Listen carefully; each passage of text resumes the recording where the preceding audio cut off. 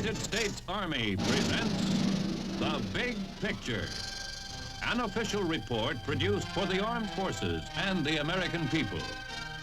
Now, to show you part of the big picture, here is Sergeant Stuart Queen.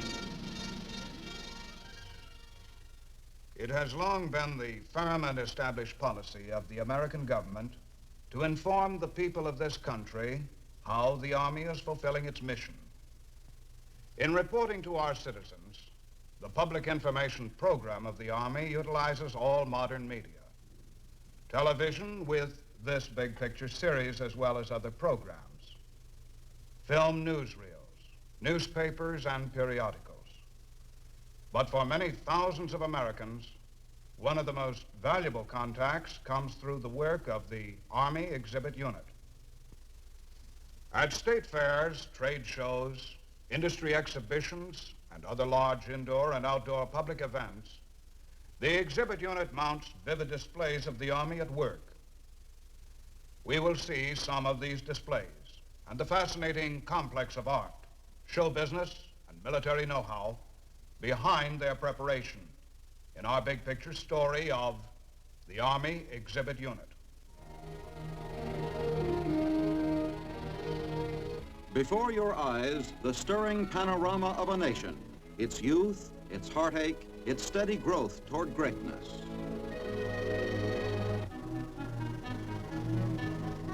Another moment of history memorialized, a lunging, desperate charge with weapons ready. It is almost as though we can hear the rumble of the artillery and taste the charred air.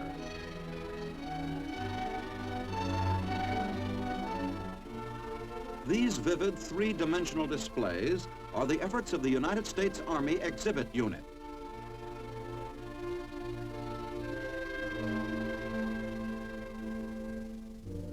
Home base for the Exhibit Unit is a depot at Cameron Station, Virginia, not very far from the nation's capital.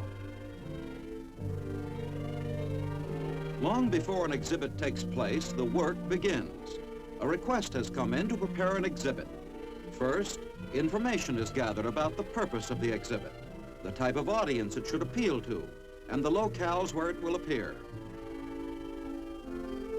An exhibit is born in the minds of creative men. From there, the first step is on paper, sketch after sketch, plan after plan, revised and revised again until the conception is right. Soon, workrooms are humming.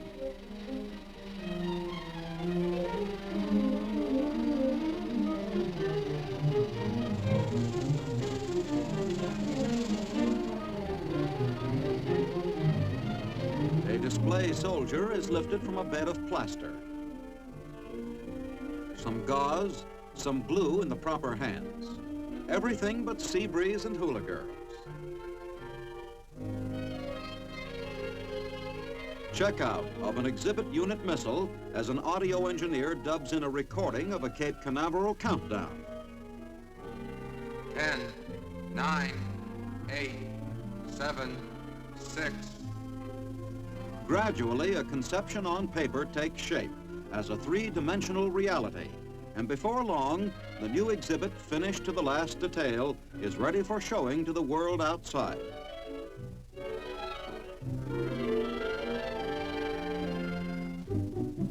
Since 1936, when the Army first prepared an exhibit for the New York World's Fair, good use has been made of public assemblies to keep the American taxpayer informed where his tax dollar is going. It's a case of going where the audience is. Exhibit unit trucks really run up mileage every season.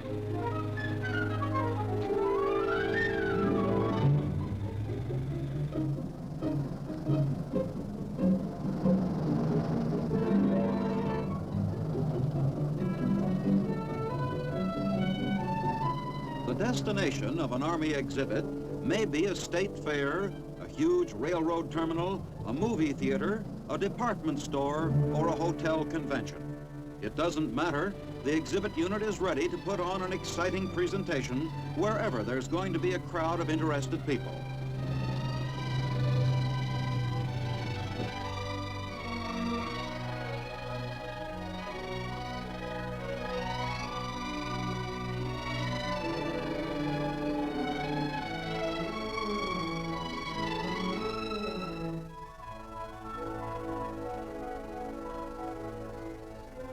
It may be a convention of company engineers and executives from all over the country, assembled to see a display of American defense production effort.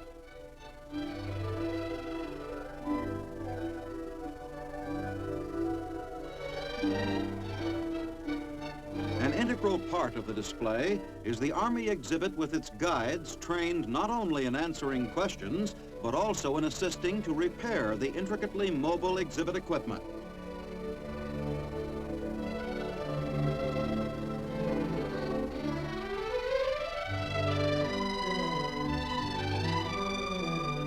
The convention over, the props are again loaded aboard the trucks.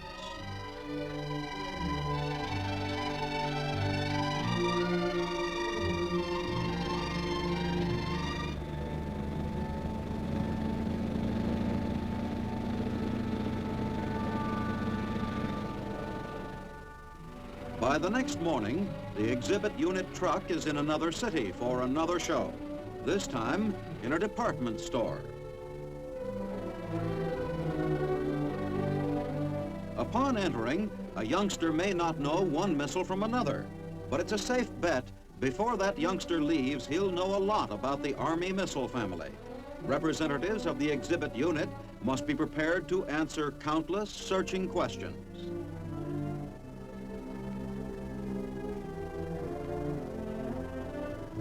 For the youngsters, it's a big thrill to hear the staccato interchange of a communications network. And for the not-so-young veteran of a World War I regiment, it's rewarding to know the old outfit is being specially honored.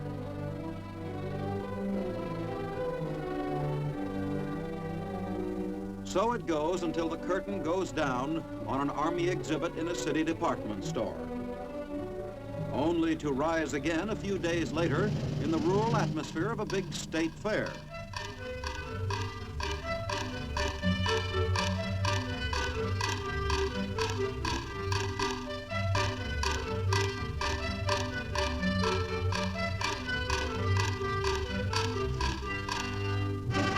The big day arrives, and so does the crowd.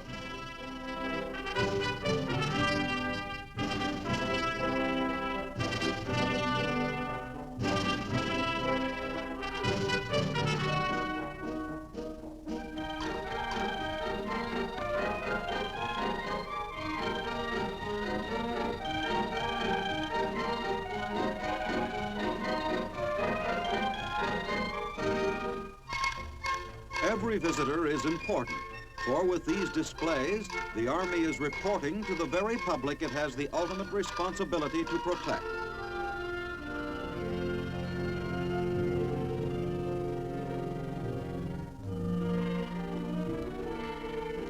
Exhibit personnel know they have done a good job when there is a buzz of comments, questions, and discussion of what is seen and heard. The best thank you is a quizzical look and still another question.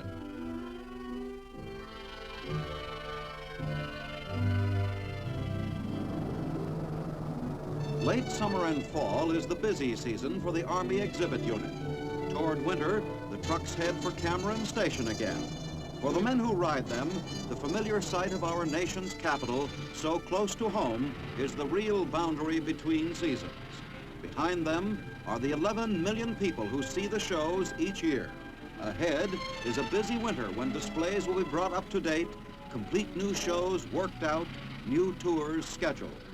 Mission accomplished. The men of an Army exhibit unit return home.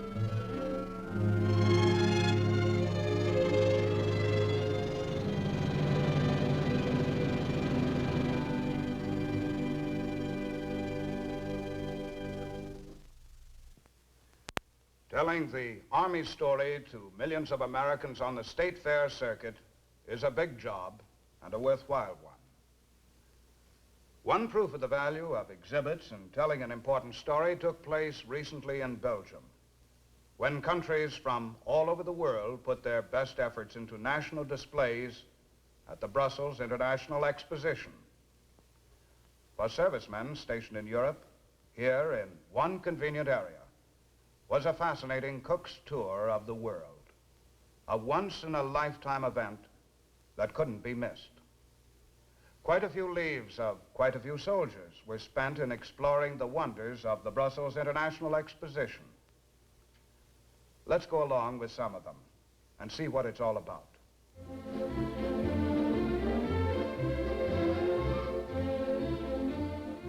For servicemen stationed in Europe spending a leave at the Brussels World Fair, the first order of the day was to get a bird's eye view.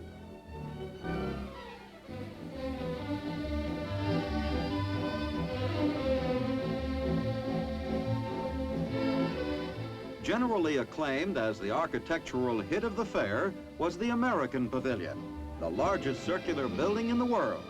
It looked over a pond surrounded by apple trees and a kaleidoscope of colorful flags.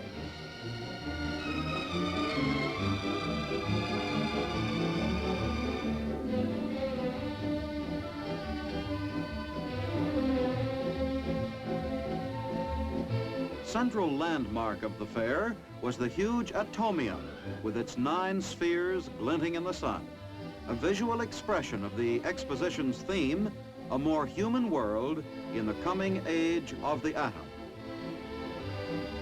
A wonderland plucked from the future. That's the way it all seemed to those lucky enough to see it.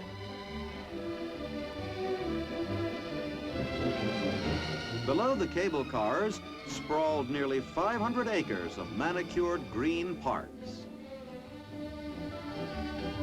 The newest ideas in architecture were reflected in the spacious boulevards and buildings of advanced design.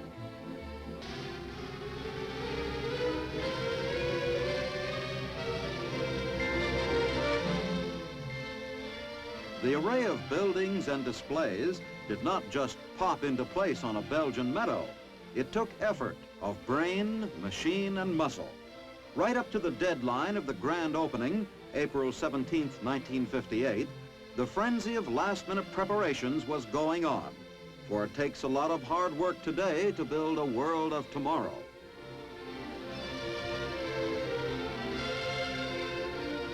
The USSR's enormous glass, steel, and aluminum structure was erected just a short walk from our own pavilion. 2 completely different approaches, reflecting drastically different ways of life, both ready for the formal grand opening by King Baudouin of Belgium and his military entourage.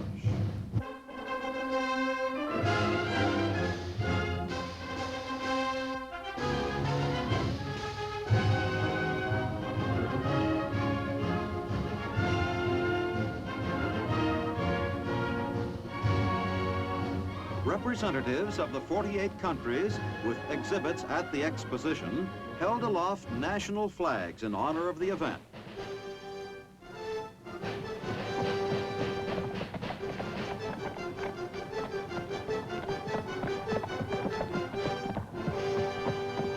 Preceded by mounted troops, the King of Belgium toured the fairgrounds.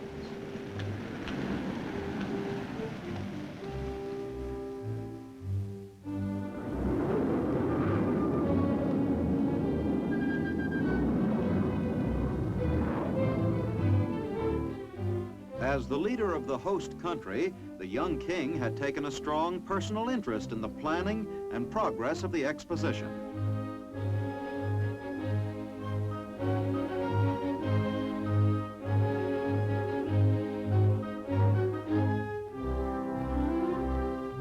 At the touch of King Baudouin's fingers, on a remote control device, fountains sprayed geysers of water into the air, the signal for the opening of the Brussels International Exposition.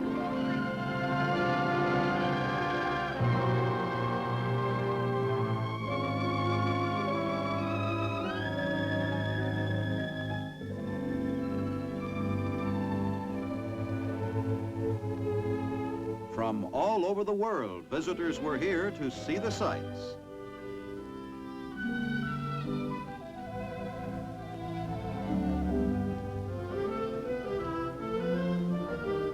Some of them had come a long way to enter these gateways into a dazzling fantasia of sight and sound.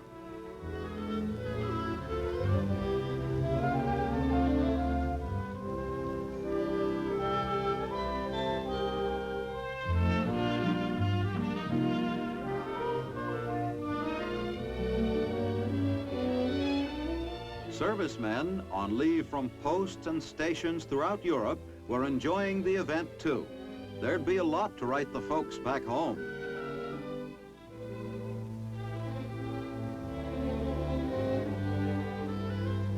At the American exhibit, a performance by a crack United States Air Force band hailed the opening of the fair.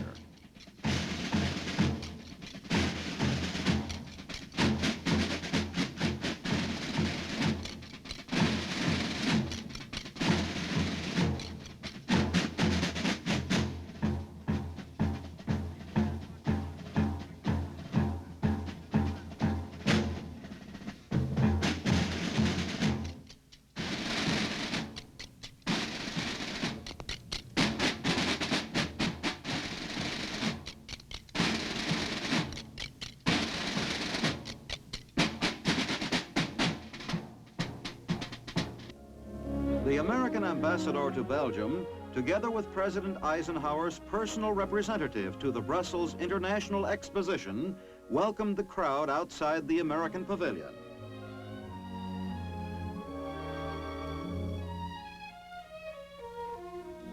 A ribbon across the entrance was cut, and the American Pavilion was officially opened.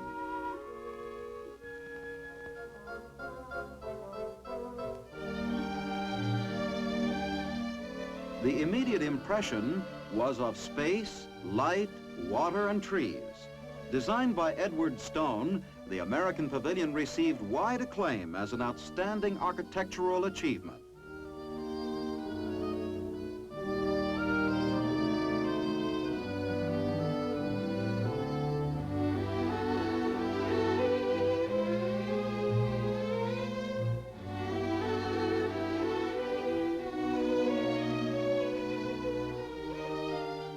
There was a relaxed, free, and easy atmosphere about everything. Visitors were even encouraged to sit down and rest from the strain of walking so much. And European guests thought this a gracious and kind gesture. But invariably, they did not stay seated long. There was so much to see, like a cross-section of a giant redwood tree. We weren't trying to dazzle Europeans with our industrial might. They know our factories, our shiny cars, but do they know about us as human beings? Do they know about the love and affection we bear for children? Do they know how we feel when we step into the privacy of a voting booth? At the fair, voting machines were installed for visitors to pick their favorite Americans. The winners, by the way, were Abraham Lincoln, Kim Novak, and Louis Armstrong.